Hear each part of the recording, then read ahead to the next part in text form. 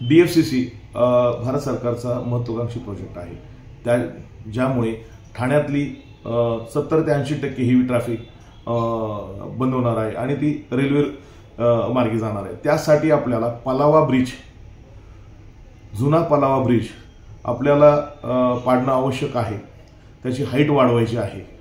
त्यासाठी trial run म्हणून आपण 7, 8 आणि 9 ह्या 3 दिवस तो ब्रिज बंद करणार आहोत।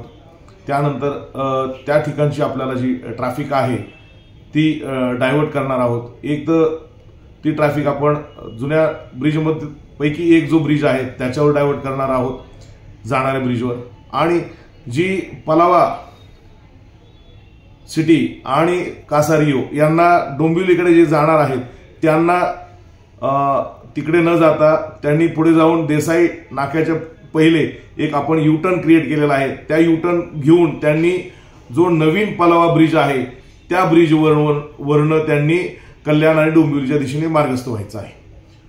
त्या दरम्यान आपण 3 दिवस पूर्णपणे हेवी ट्रॅफिक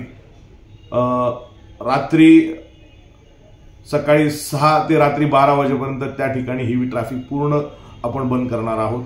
बाकी ज्यांना त्या ठिकाणी प्रचंड ट्रॅफिक जाम होण्याची दाट शक्यता आहे, त्यामुळे डोंबिवलीकरांनी ज्यांना नवी मुंबईला जायचं असेल तर त्यांनी मोठागाव, मानकोली, खारेगाव मार्गे मुंबईला जावं। ज्यांना नवी मुंबईला जायचं आहे त्यांनी कटाई नाका, खुनी रोडवरनं सिमेंट तळोजा रोड मार्गे त्यांनी नवी मुंबईला जावं। कमीत कमी लोकांनी ह्या मार्गाचा वापर करावा जेणेकरून आपण ट्रॅफिक जाम्समध्ये अडकणार नाही। धन्यवाद।